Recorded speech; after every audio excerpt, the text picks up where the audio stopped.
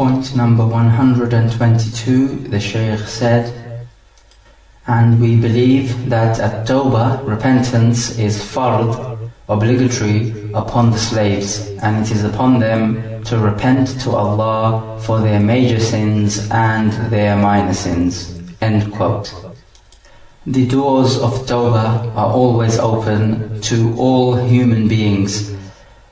The time when they close is when the soul reaches the throat and has been taken out at the time of death. Then there can be no tawbah. But before then, everyone can make tawbah. The Muslim making tawbah for his sins, and the kafir making tawbah for his kufr.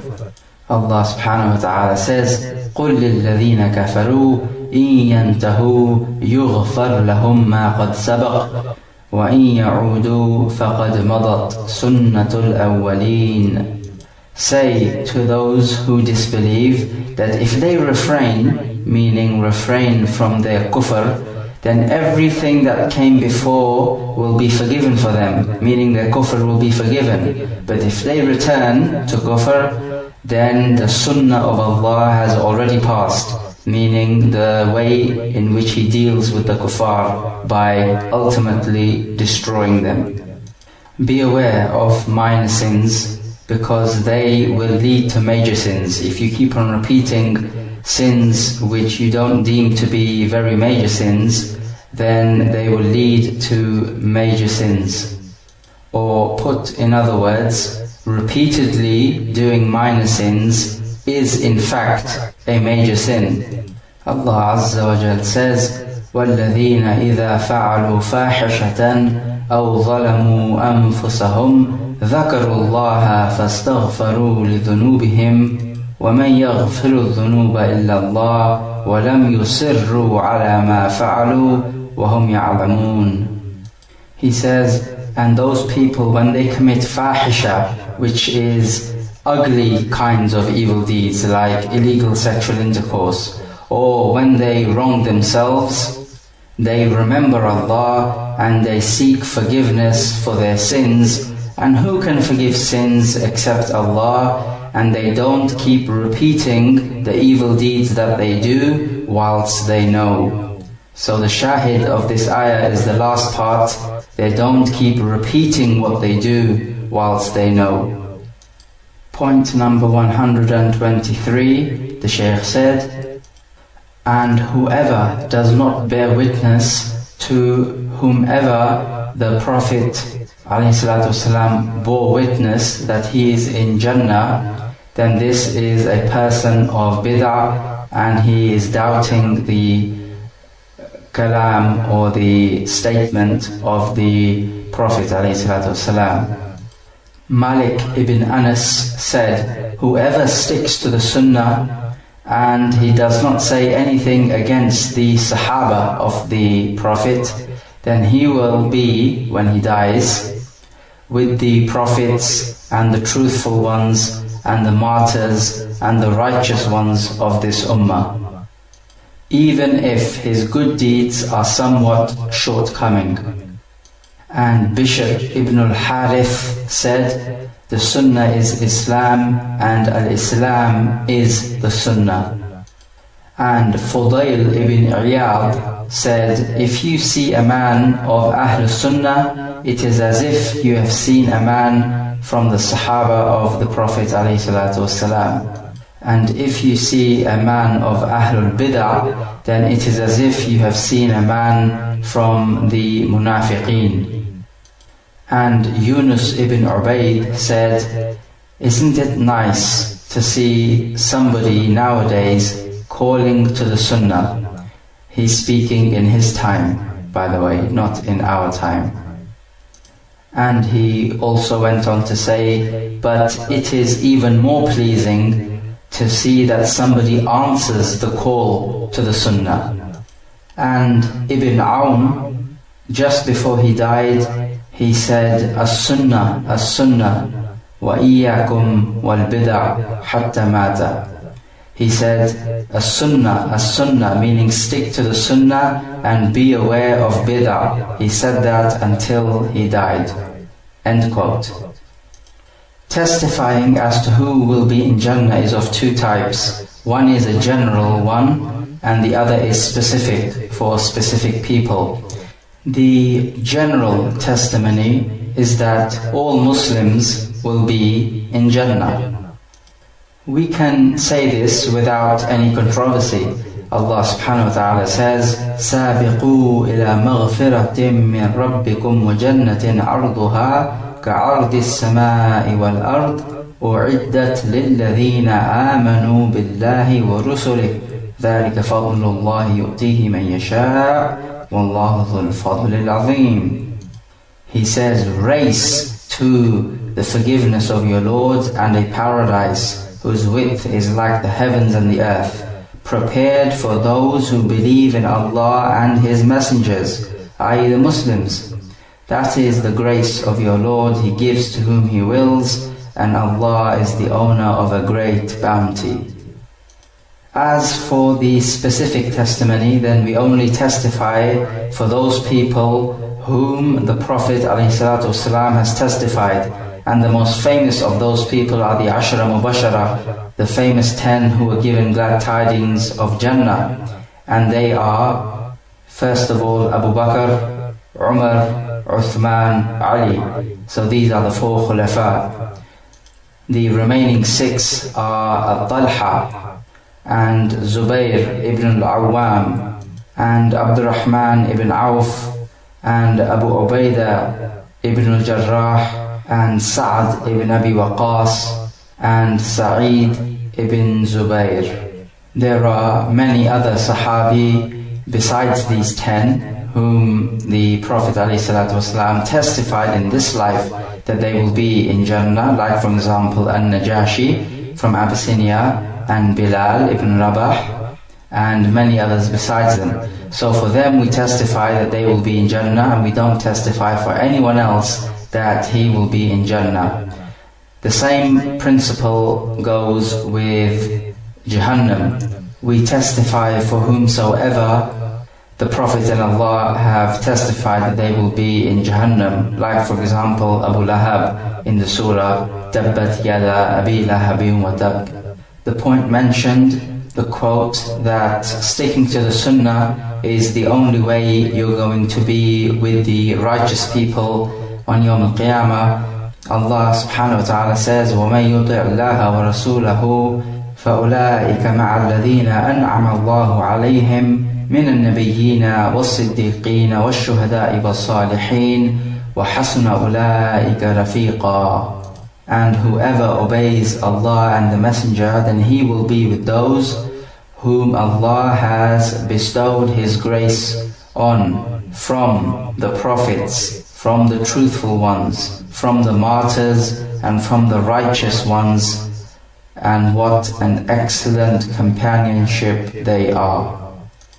The point also mentioned that a man of a Sunnah being like the Sahaba, nobody can equal the Sahaba, ever. However, a man from Ahl Sunnah is following the Sahaba, so it is as if you saw the Sahaba. However, in terms of virtue, nobody can compare or equal with the Sahaba. A similar principle applies to a man of bid'ah. A man of bid'ah is like a munafiq, because from the outside he appears to be a Muslim, but from the inside, and if you look into his secrets, he is actually following a religion which the Prophet ﷺ nor his companions were upon. The point mentioned, the quote, how nice it is to see a man calling to the Sunnah, and how nicer it is to see somebody answering the Sunnah. This is because the Sunnah has become something strange to the people. So it is nice to see somebody calling to the Sunnah, and to see somebody answering it is quite rare, which makes it ever more pleasing to see. And in our day and age, here in the 21st century Christian era, true Islam and the true Sunnah has become strange even to the average Muslim. So you, dear listener, akramakallah, make sure that you are one of the strangers. Point number 124, the Shaykh said, Ahmad ibn Hanbal said that a man from my companions died, and he was seen in a dream by somebody saying, "Tell Br Abdullah that upon you is to follow the Sunnah, because the first thing my Lord Azza wa Jal asked me was about the Sunnah." And Abu Aliya said, whoever dies upon the Sunnah, then he is a Siddiq, and sticking to the Sunnah is a means of safety. End quote. This point is about sticking to the Sunnah. Sticking to the Sunnah requires sabr, it requires patience. Patience in refraining from what you are forbidden from. And you are forbidden from many pleasures of this world, which your nafs will encourage you to indulge in. So that requires patience. And it also requires patience for you to do all those things which you are ordered to do by Allah subhanahu wa ta'ala. But of course we know that the reward of patience is ever great. إِنَّمَا يُوَفَّى الصَّابِرُونَ أَجْرَهُمْ بِغَيْرِ حِسَابٍ. Truly those who are patient will be given their rewards without due counting, meaning without limit. The Prophet ﷺ encouraged us to stick to his sunnah when he said, "Alaykum bisunnati wa sunnati al-khulafa ar-rashidina min ba'di adduha bin nawajid." He says, upon you is to follow my sunnah and the sunnah of the khulafa after me. Clench onto it with your teeth, with your molar teeth. It gives an idea of how fiercely you need to stick and hold on to this sunnah, as if your dear life depends on it. Allah Azza wa Jal says in the book, وَأَنَّ هَذَا صِرَاطِي مُسْتَقِيمًا فَاتَّبِعُوهُ وَلَا تَتَّبِعُوا السُّبُلَ فَتَفَرَّقَ بِكُمْ عَنْ سَبِيلِهِ ذَلِكُمْ وَصَّاكُمْ بِهِ لَعَلَّكُمْ تَتَّقُونَ. He says, and this is my straight path, so follow it, and do not follow all the other paths, for they will mislead you from Allah's path, from His path, meaning Allah's path.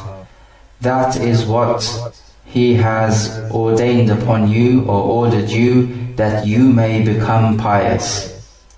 The point mentions that whoever dies upon the Sunnah, then he is a Siddiq. A Siddiq is a one who is extremely truthful, and nothing of him appears to be contradicting the Sunnah. It is a title that is given to Abu Bakr. So we say Abu Bakr as-Siddiq. Point number 125, the Shaykh said, Sufyan al-Thawri said, whoever listens to the people of Bid'ah, then he has exited the protection of Allah and has been left with the people of Bid'ah, meaning he is now going to be relying on the people of Bid'ah instead of Allah. End quote. This point is about associating with the people of Bid'ah, and we have already spoken about it.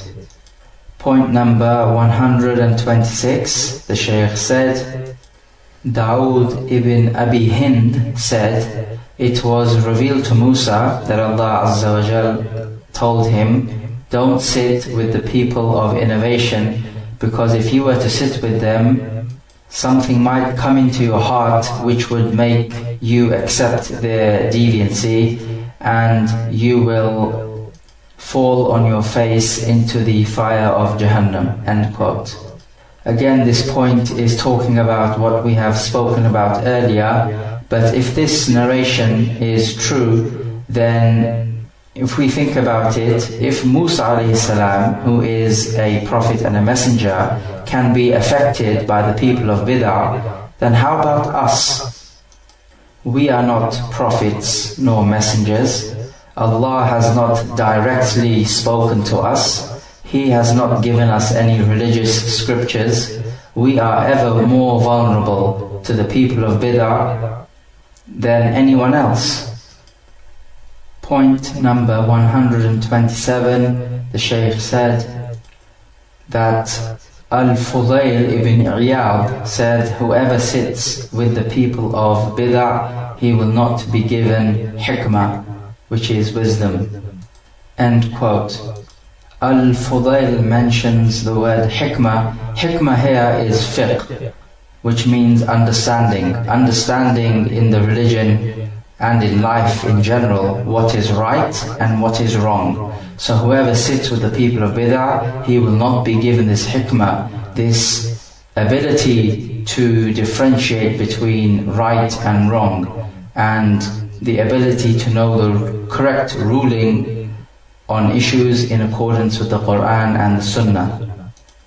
Point number 128, the Shaykh said that al-Fudayl ibn Iyad said, do not sit with the people of bid'ah, because I fear that the curse of Allah would descend upon you. And he also said that whoever loves the people of bid'ah, Allah Azza wa Jal will wipe out his deeds and take away the light of Islam from his heart. And he also said, if you see anyone sitting with the Ahlul Bid'ah in the street, then walk along a path other than the one they are sitting on. End quote.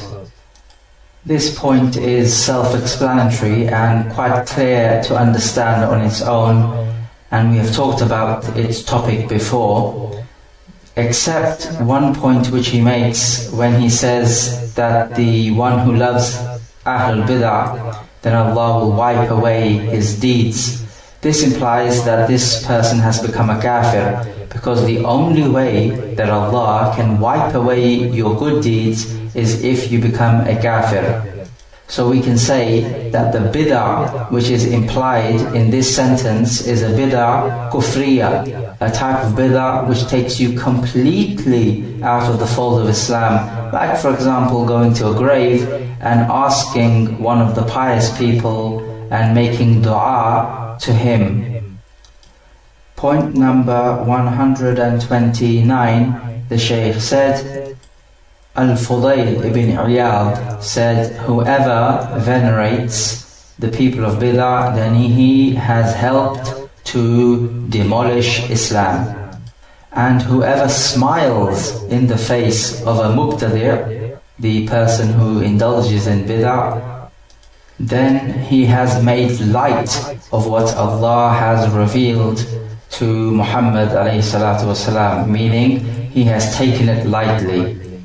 And whoever marries his daughter to a mubtadi', then it is as if he has cut off her kinship relations with him. And whoever follows the janazah of a mubtadi', then he will remain in the anger of Allah until he returns. End quote. The people of the Salaf, like al-Fudayl ibn Iyad, were immensely strict on the people of bid'ah. So they would say things like what al-Fudayl has said here, that even smiling in the face of a mubtadi' is wrong and should not be done, and that even marrying your daughter to a mubtadi' is like cutting off relations with your daughter, and following the janazah of a mubtadi' will have the anger of Allah come upon you. It is also from the teachings of the Salaf not to even say salam to the people of bid'ah. That's how strict they were. Nowadays you will see Muslims taking this matter very lightly indeed, and mixing in with the people of bid'ah and socializing with them without teaching them the correct way, and calling them to the Sunnah and the Sunnah of the Sahabi, and to the correct understanding of Islam in accordance with the understanding of the Prophet and his companions. Point number 130, the Shaykh said, Al-Fudayl ibn Iyad said, I will eat with a Jew and a Christian, but I will not eat with a Mubtadi'. And I should like there to be between me and a person of bid'ah a fortress built of iron. End quote. Jews and Christians and generally all sinners are well known. You know what they are sinning, and their sinning is only against them and not you. You will not be punished for their sins. But mixing in with the people of bid'ah, as we have said before, is much more devious, because what they are doing looks like an act of worship and it can attract you. So it is more infectious than eating with a Christian or a Jew, who you know is a kafir and you're not likely to follow him anyway. When the Shaykh makes the point about the fortress made of iron, it is a fortress made of iron so that he is not able to mix with the people of bid'ah. That's how much hatred he had for the people of bid'ah. Point number 131, the Shaykh said, Al-Fudayl ibn Iyad said, when Allah knows that a man hates the people of bid'ah, then Allah will forgive him even if his good deeds are very small. And no one from the people of the Sunnah would ever help or assist a person of bid'ah except that he is a munafiq.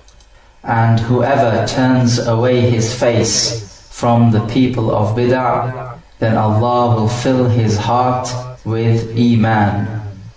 And whoever scolds the people of bid'ah or rebukes them, then Allah will keep him safe on the day of the biggest fright, meaning the day of judgment.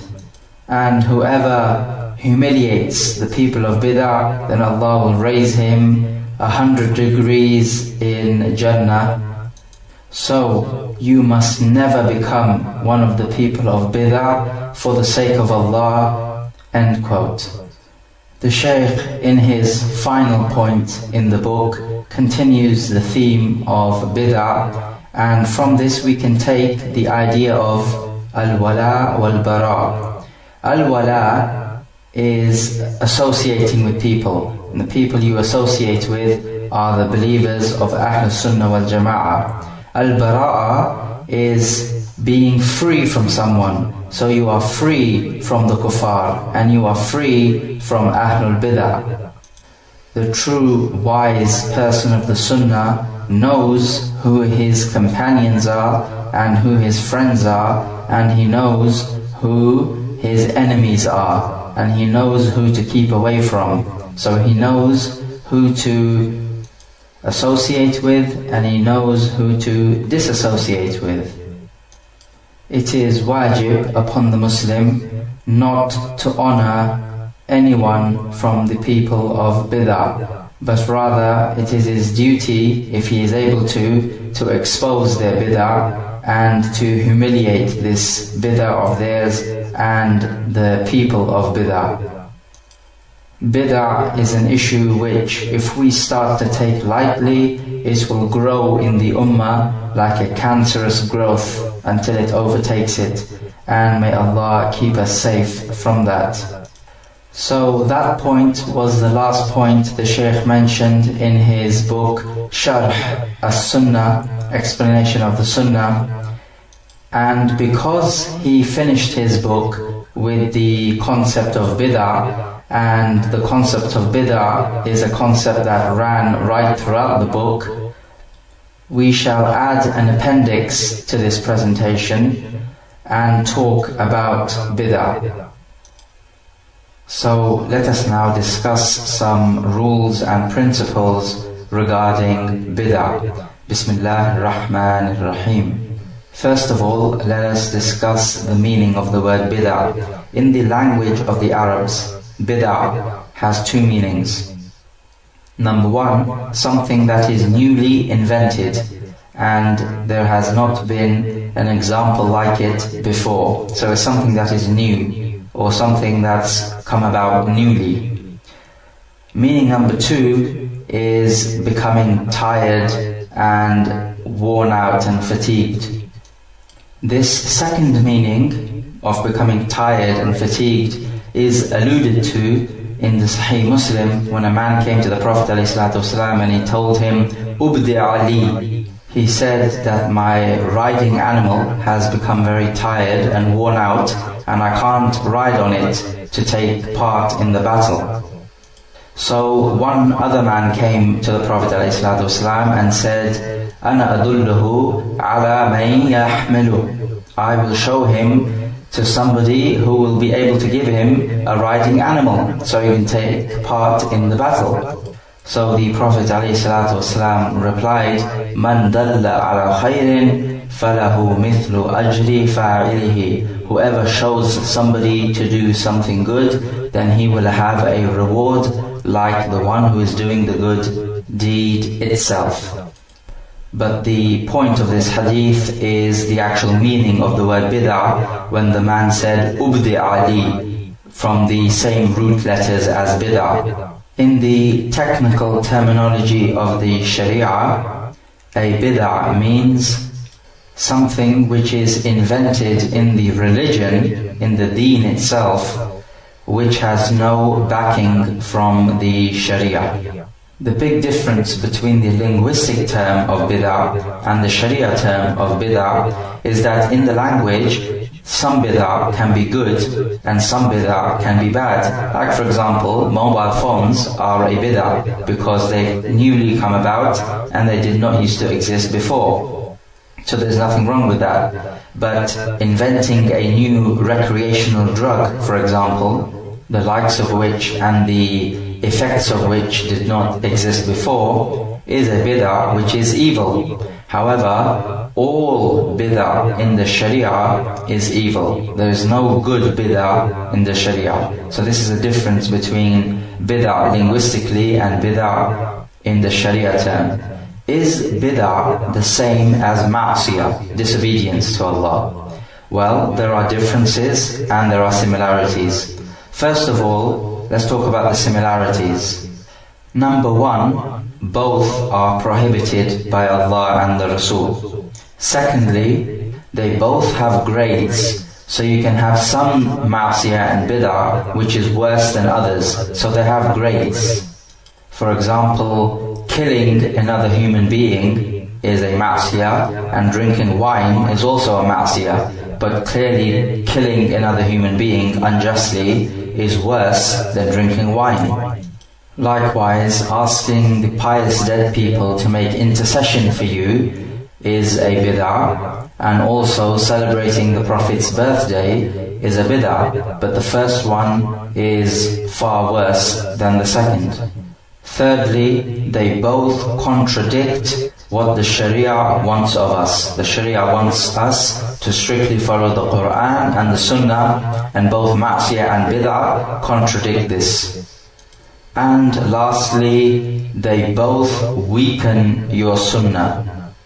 So we can say, the more bid'ah you indulge in, the weaker your Sunnah will become. And the more ma'siyah you indulge in, the weaker the following of your Sunnah will become. Now let's move on to the differences. Difference number 1. The evidence for the people who indulge in bid'ah is general evidence from the Qur'an and the Sunnah. So people celebrating the Prophet's birthday, for example, may quote to you evidence which proves that it is imperative to love the Prophet ﷺ, so we are doing this because of our love for him. This is general evidence.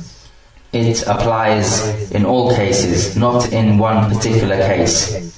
This is as opposed to the evidence which prohibits you from committing sin, because that evidence is not is not general, it is khas, it is specific. So Allah has specifically, for example, forbidden you from eating dead meat, or from drinking wine, or from stealing. That evidence is specific. So get the difference. The evidence for a bid'ah is it's general. It applies in all cases, not just in one particular case.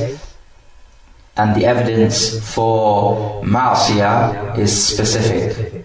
Difference number 2. A bid'ah resembles an act of worship, and it resembles the sharia. Whereas a ma'siyah is well known to everybody that this is a ma'siyah, it is a sin. So the difference here is one resembles the sharia and the other one completely contradicts the sharia in its image. For example, compare a circle of dhikr in which they are indulging in newly invented types of dhikr, and the way they do it is also newly invented, and you compare that to smoking. Smoking is haram, and one can easily tell when a person smokes that he is committing a sin. Whereas this circle of dhikr resembles the remembrance of Allah. It resembles the sharia. So you're more likely to be deceived by it. Difference number 3, and this really is the difference which it is imperative upon all Muslims to understand. First of all, let us discuss 2 Arabic words. Number 1 is shahwa. Shahwa means your desires. And word number 2 is shubuha. Shubuha can be translated here as a specious argument. An argument which sounds to be good and genuine on the surface, but scratch the surface and you find it is false. These 2 words are the big difference between ma'siyah and bid'ah. The one indulging in ma'siyah is following his shahwa, his desires. The one indulging in bid'ah is following a shubuha, a specious argument. Maybe somebody has told him lots of evidences to love the Prophet ﷺ, and this leads him to celebrating his birthday. And he thinks that by celebrating the Prophet's birthday, he is expressing his love for the Prophet ﷺ. It's a specious argument, because it is true to say that we have to love the Prophet ﷺ. Because the Prophet ﷺ in one hadith, for example, said, لا يؤمن أحدكم حتى أكون أحب إليه من ماله وولده والناس أجمعين. None of you shall truly believe until I become more beloved to him than his wealth and his children and all of mankind. So yes, it is true, it is wajib to love the Prophet ﷺ. But can this be used as an evidence to celebrate his birthday? You can see that the evidence is general. Loving the Prophet ﷺ is to be done all the time, not just in one particular occasion. So get the difference here, shahwa and shubuha. And this leads us to another difference, which is that the one committing ma'siyah, if Allah subhanahu wa ta'ala gives him tawfiq, he is more likely to stop, because he knows it is a sin and he should not be committing it.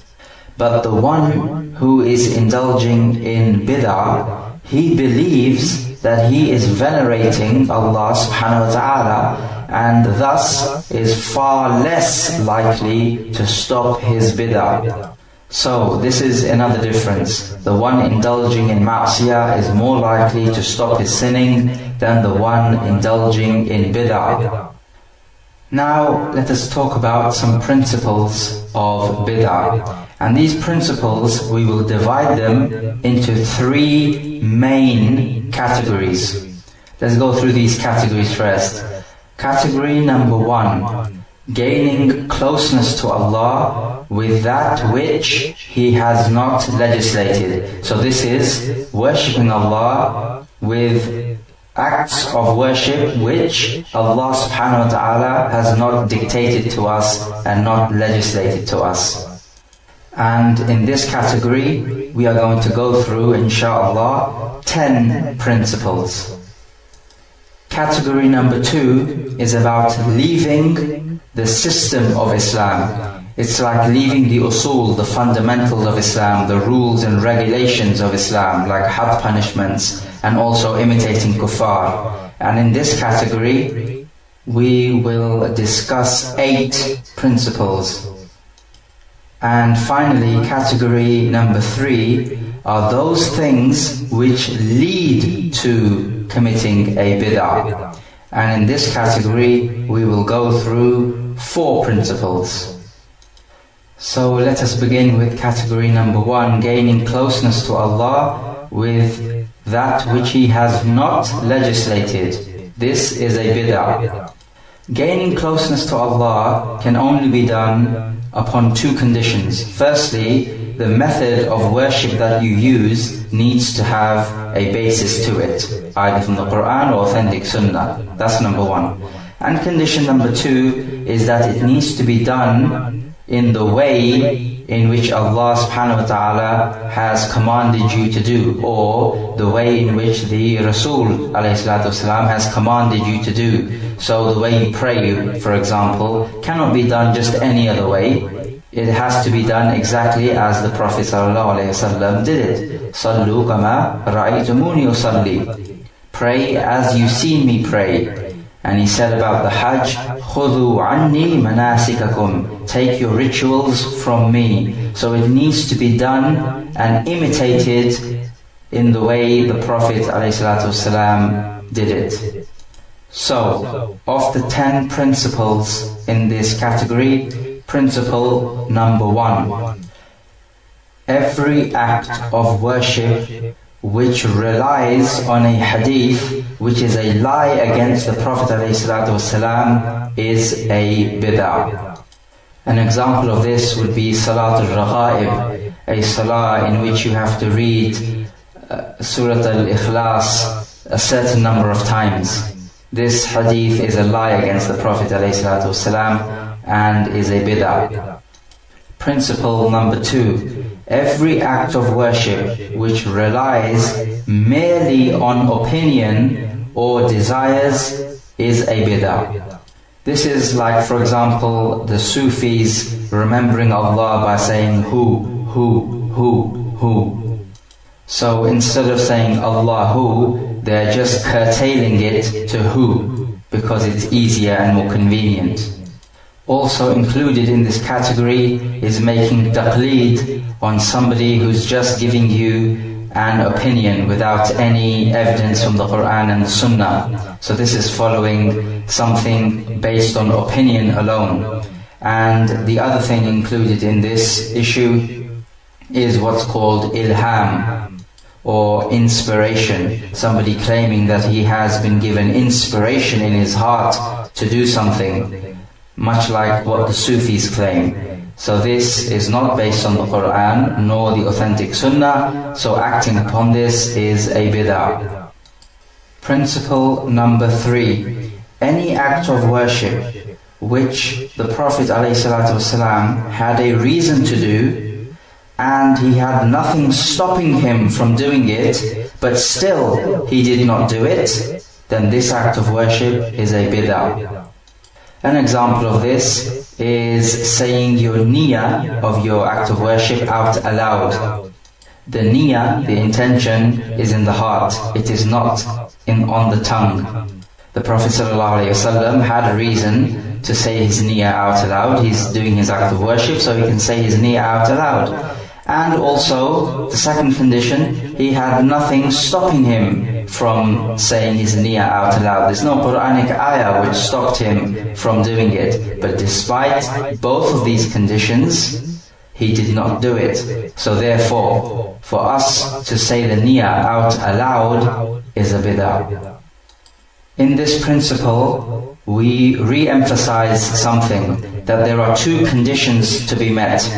That the Prophet ﷺ must have had a reason to do this act of worship, and secondly, there must be nothing stopping him from doing this act of worship. So for example, Abu Bakr fought those who did not give zakah, But the Prophet ﷺ did not do it. Why didn't he do it? Because he didn't have a reason to do it. Because everybody in his time was giving zakah. It's just in the time of Abu Bakr, some people stopped giving zakah.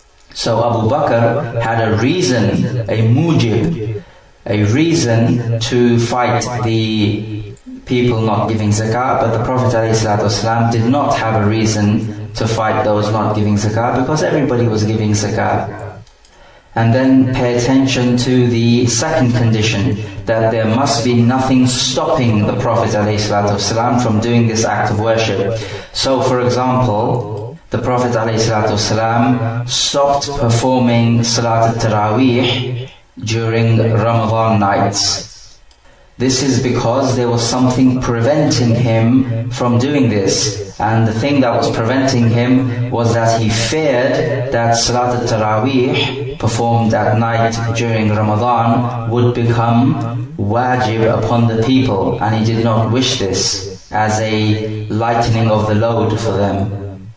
But nowadays we see people gathering in the masajid performing Salat al-Taraweeh. This is because there's nothing stopping them from performing Salat al-Taraweeh, but there was something stopping the Prophet ﷺ from gathering in the masjid and performing Salat al-Taraweeh.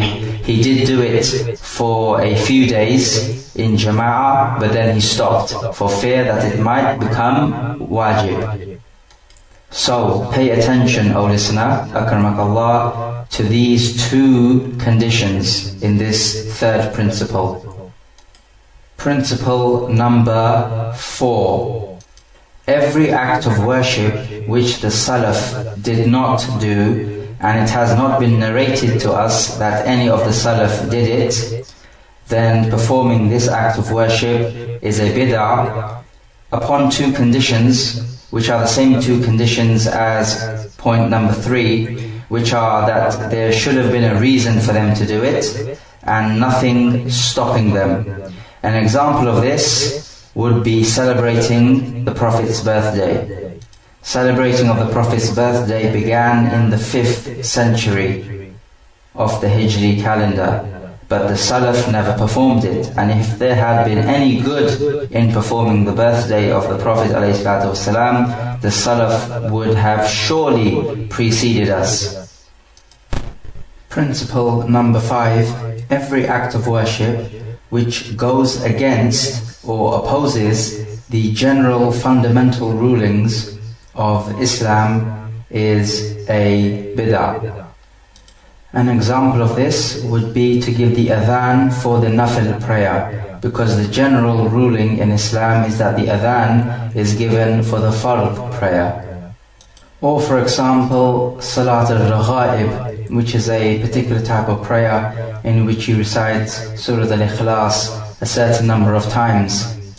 Or Salat al-Tawbah, in which you have to recite certain things a certain number of times. This goes against the general principle in Islam that in the salah you need to have khushu', and if you have to count the number of things you have to recite, then you can't have any khushu' in the prayer. So this goes against the general principle of Islam. Hence this act of worship like Salat al-Raghaib and Salat al-Tawbah is a bid'ah. Principle number 6. Using normal everyday actions and transactions in a way so as to show that they are an act of drawing closer to Allah is a bid'ah.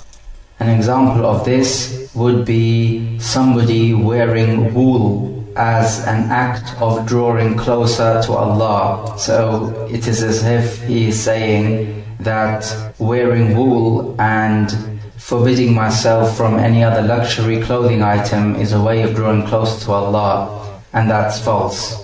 Or for example, somebody trying to draw closer to Allah by not speaking and keeping quiet permanently. Or for example, somebody leaving off a particular type of food and assuming that this will draw him closer to Allah subhanahu wa ta'ala. All of this is a bid'ah.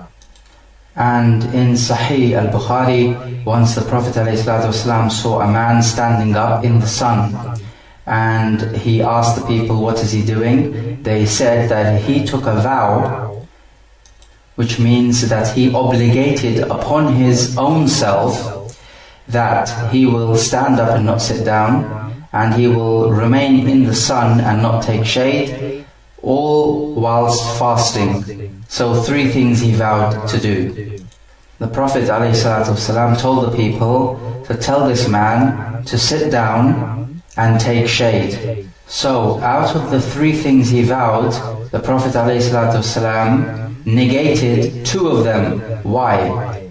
Because he was using normal everyday actions like standing up and not taking shade as a means to draw closer to Allah.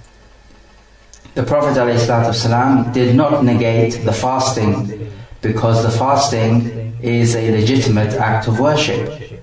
Principle number 7.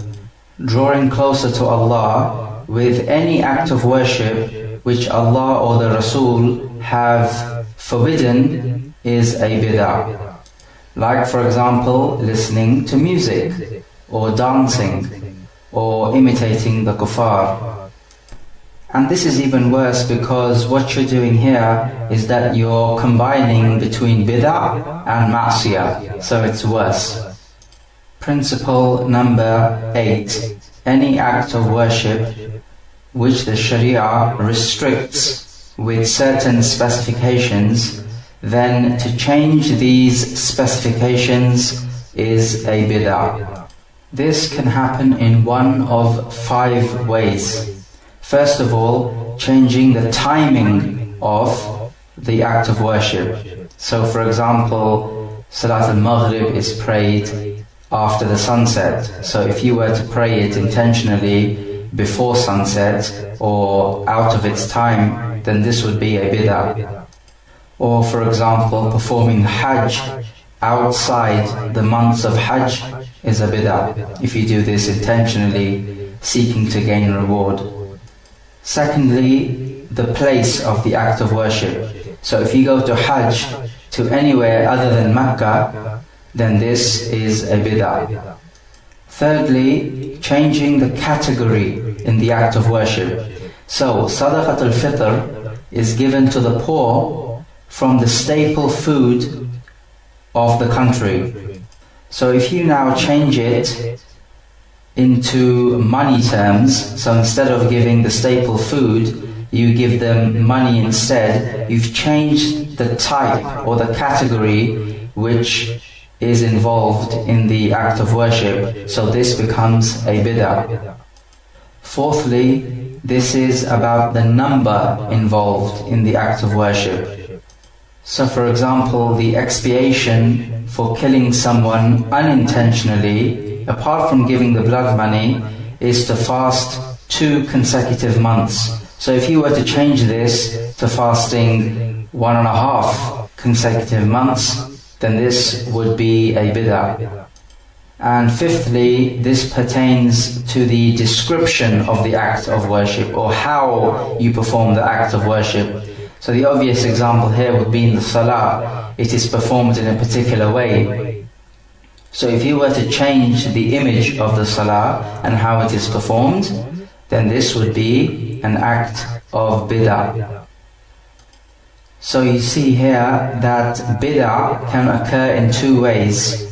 Either it can occur from the asl, meaning there is no evidence for it to exist in the Sharia in the first place, so you're making up an act of worship. Or it could occur in its wasf, in its description. So it is legislated, but the way you are performing it is not legislated. So in summary, changing the specifications of acts of worship which the Sharia has specified and restricted can occur in 5 ways, either in the timing, or in the place, or in the category of the act of worship involved, or in the number of the act of worship involved, or in its description. These are the 5 ways. And bid'ah itself can occur in 2 ways, either in its asl or in its wasf, as has preceded. Principle number 9. Any act of worship which has a general evidence, or which has an evidence which is unrestricted, an absolute evidence in other words. And if you were to specify this evidence, make it specific, or restrict the unrestricted evidence without any evidence from the Sharia in a way which makes it seem like these restrictions which you have put are actually legislated, then this act of worship is a bid'ah. So in other words, this principle is about restricting an unrestricted act of worship without any evidence, or making exceptions to general acts of worship in a way that makes it seem as though these specifications which you have put are legislated. So an example of this would be the prayer for rain, Salatul Istisqa. Salatul Istisqa is unrestricted. Whenever you don't have rain and you want to ask Allah Azza wa Jal for rain, then you will pray Salatul Istisqa.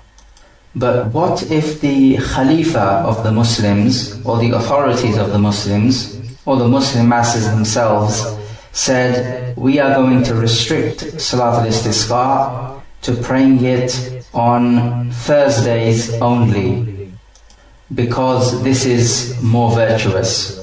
There is no evidence for this restriction, that you must pray it on Thursdays only, and that there is more virtue in doing so.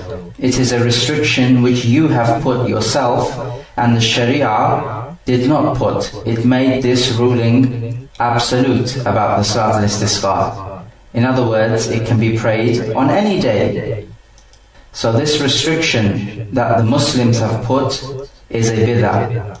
On the other hand, if the Muslims said that we are going to pray Salatul Istisqa only on Thursdays because Thursdays is a holiday and we will have more people available to pray on Thursdays, so the bigger the jama'ah, the better it will be for us, then this now becomes an act of worship which is legitimate. And it is not an act of bid'ah. The reason why this second example is not an act of bid'ah is because it does not give the idea that praying Salatul Istisqa on a Thursdays is more virtuous, or that it is legislated, but rather the people understand that the only reason we're praying Salatul Istisqa on a Thursday is because it is a holiday and people don't work. So there is this distinct difference which is worthy to be noted. You can say the same thing about seeking knowledge. Seeking knowledge is an act of worship and can be performed in any day.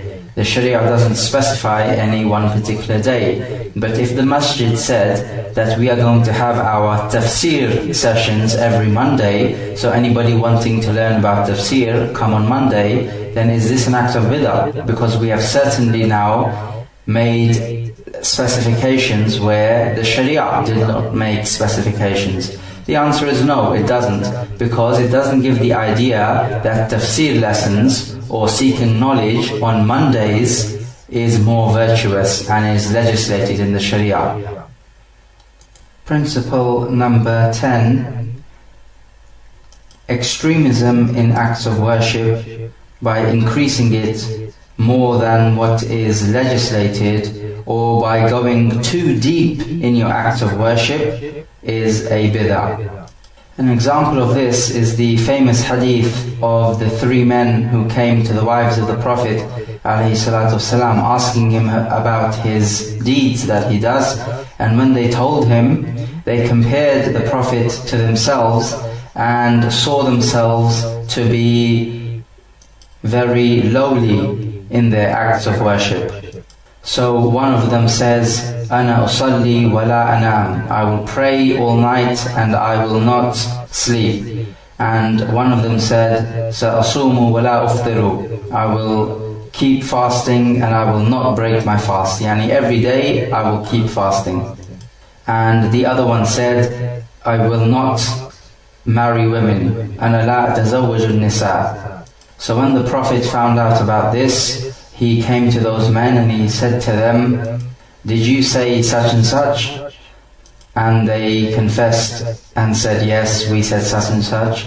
The Prophet ﷺ said, لَكِنِّي أَنَا أُصَلِّي وَأَنَامُ وَأَصُومُ وَأُفْطِرُ وَأَتَزَوَّجُ النِّسَاءَ فَمَنْ رَغِبَ عَنْ سُنَّتِي فَلَيْسَ مِنِّي. He said, but I pray and I sleep and I fast and I break my fast, meaning I fast some days and I don't fast some days, and I marry women. So whoever is displeased with my sunnah, he is not from me. This is one of the main and great ahadith of bid'ah, because what those three men said were actually bid'ah, and the Prophet ﷺ rejected their opinions and rejected what they said and corrected them, because they were going too deep and becoming too extreme in their acts of worship. We now move on to the second category of bid'ah, which is exiting the system of the religion.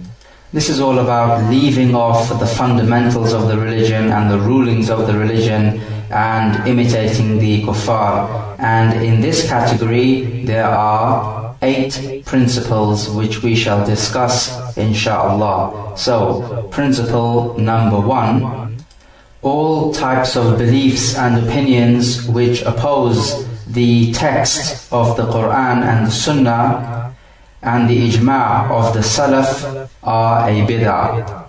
An example of this is somebody goes to a shaykh and he asks him something, and the shaykh replies using his own opinion which goes against the Qur'an. Then this opinion and following it would be a bid'ah. Or, for example, believing that actions, meaning physical actions, are not part of iman, then this belief is a bid'ah also. Principle number 2, anything that has not been reported in the Qur'an nor the Sunnah, nor been reported by any of the Sahaba nor the Tabi'een, pertaining to i'tiqad, which is the belief system or aqidah, then this is bid'ah. An example of this will be ilm al-kalam, the knowledge of speech, literally translated, but it is using your reasoning and logical arguments to explain the world and explain everything rather than using the Qur'an and the Sunnah. This is a bid'ah. Likewise, philosophy and these kinds of sciences which oppose the Qur'an and Sunnah is a bid'ah. And add to this category the belief systems of the Sufiya, who believe that their chiefs and their big ones are able to do all types of miracles and they don't need to follow the Sharia because they are above that. Principle number 3, argumentation and wrangling in the religion is a bid'ah. An example of this would be like asking about the unclear verses of the Qur'an, not because you want to gain beneficial knowledge, but because you want to create confusion and argumentation. It is reported that Umar ibn al-Khattab was once asked by a man, what is the meaning of وَالنَّاشِطَاتِ نَشْطًا? So Umar radiallahu ta'ala anhu replied, if you had not been from the Khawarij, I would have chopped your neck off. Because this man was asking about the meaning of this verse, which is very clear, just in order to create confusion and to argue with Umar. He wanted an excuse for arguments. And Umar, being the wise man that he is, radiallahu ta'ala anhu, realized this and gave him the appropriate answer. Imam Malik ibn Anas was asked famously, how does Allah subhanahu wa ta'ala rise over the throne? And he replied by saying that the rising of Allah above the throne is something that is well known. We understand what rising above the throne means. And to have iman in this is wajib upon us. And to ask questions about it is a bid'ah. And he had that questioner thrown out of his circle for fear that he could be one of the mubtadi'ah, or meaning people of bid'ah. Another example of this could be testing people with that which is not in the Qur'an and the Sunnah. Like for example asking them about the condition of Yazid ibn Muawiyah, who was one of the leaders of the Muslims and responsible for the killing of Hussein radiallahu ta'ala anhu. Another example is having fanaticism towards any one particular group or madhab, which will split the ummah. Principle number 4. Making obligatory upon the people something from the everyday events, from the adat or muamalat, transactions, such that they must not be opposed, is a bid'ah. An example of this is taxes or customs and excise duties and so on. They are imposed upon the people and they are not to be opposed. But rather in an Islamic state, the Khalifa will only take zakah money and he will take the jizya from the Ahl al-Dhimma, non-Muslims who are living under the Islamic government. But as for taking taxes and the like, then this is a bid'ah if a Muslim country or a Muslim ruler was to do it. Principle number 5. Leaving or changing the religious statutes and customs is a bid'ah. An example of this is changing the had punishment of zina from 100 stripes to a financial payment or imprisonment. And we also have the famous example of the Yahud who were forbidden from fishing on Saturdays, but they put the net in on Friday, didn't fish on Saturday and took the net out on Sunday. So this is a little trickery or a device that they used to change the religious principles and the religious rulings. And Allah subhanahu wa ta'ala punished them with the evolution theory. He changed them from humans into monkeys. Principle number 6. Imitating the kuffar in that which is specific to them from their worship or from their daily activities, their adah, is a bid'ah. Example of this would be celebrating their celebrations like Easter and the like, or wearing clothes which are specific to them, or even in your hairstyle which may be specific to the kuffar. All those acts of worship which are shared between us and the kuffar are not acts of worship, like for example fasting. Principle number 7. Imitating the kuffar in those things which they have newly invented, which are not from their religion, whether it be from the ibadat or from the adat, or both of them, is a bid'ah. Examples of this could be things like Mother's Day, Father's Day, Valentine's Day. All of this is not from their religion, but they have come out with it. So for a Muslim to partake in these kinds of events is a bid'ah. The Muslim must make sure that he looks and acts differently to the kuffar, because this is the only way that he is physically able to show that Islam is the superior way of life. Principle number 8. Doing anything which the people of Jahiliyyah before Islam used to do, and that which is not legislated in the Sharia, is a bid'ah. Like for example, doing tawaf around the Kaaba naked. we move on to the third and final category, and these are the means which lead to bid'ah. For an act to lead to a bid'ah, it must fulfill three conditions. First of all, it must be done outwardly and openly so that everybody can see. Secondly, it must be done on a regular basis. Thirdly, there must be the belief that doing this act of worship is virtuous.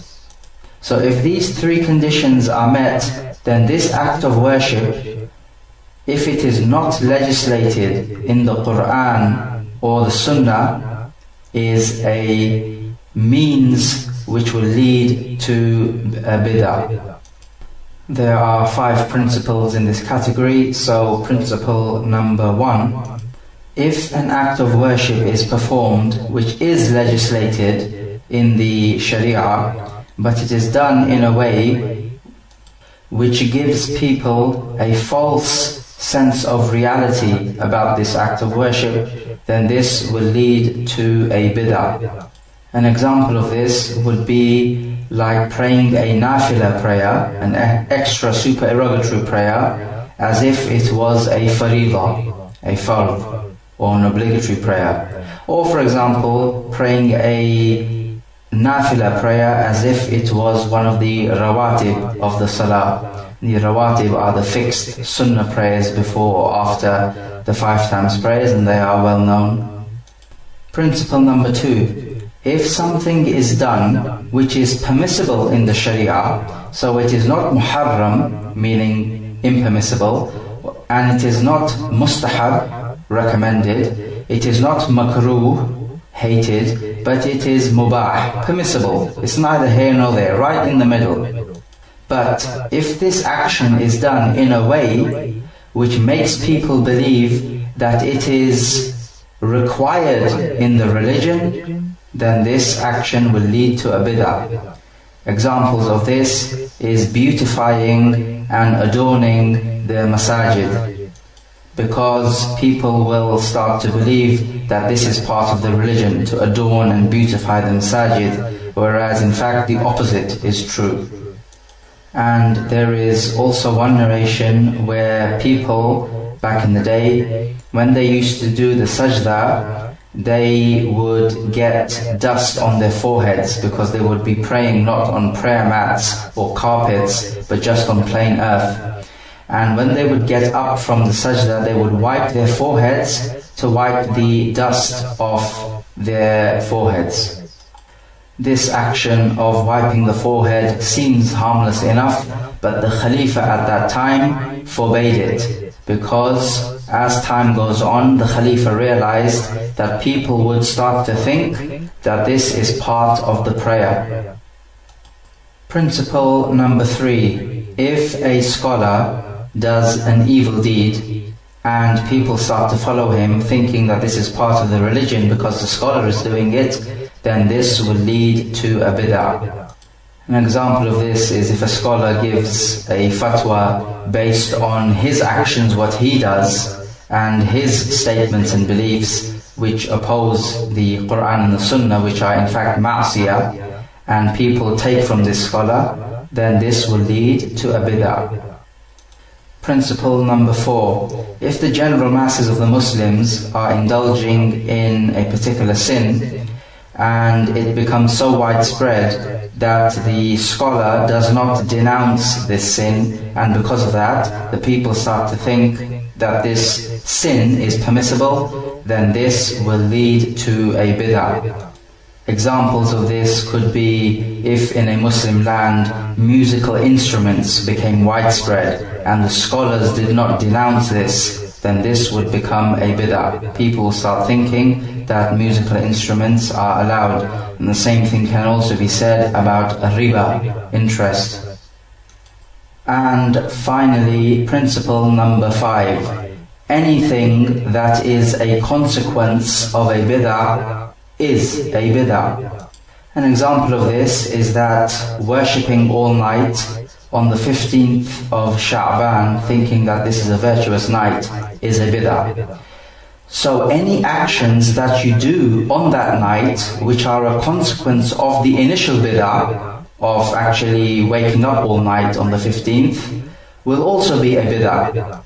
So for example, if you prayed 25 rakat of salah on the 15th of Sha'ban, then the first bid'ah is that you've actually taken the 15th of Sha'ban as something special.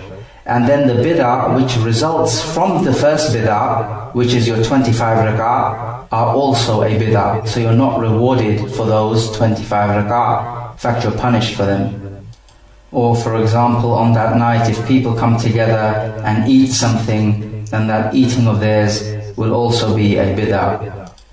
And say the same thing about invented celebrations, like celebrating the Prophet's birthday. So anything you do whilst celebrating the Prophet's birthday will also be a bid'ah, because it results from the initial bid'ah, which is the actual celebration of the Prophet's birthday. And Allah subhanahu wa ta'ala knows best. With this we have come to the end of the presentation. We hope you have taken some benefit from it. If you have, then thank Allah subhanahu wa ta'ala, because He is the one who teaches man what he did not know. We ask Allah Jalla wa Ala to forgive Imam al-Barbahaari and to have mercy on his soul, and to grant us and you beneficial knowledge in the religion and righteous actions to go along with it. وصلى الله على نبينا محمد وعلى آله وأصحابه وسلم تسليما كثيرا.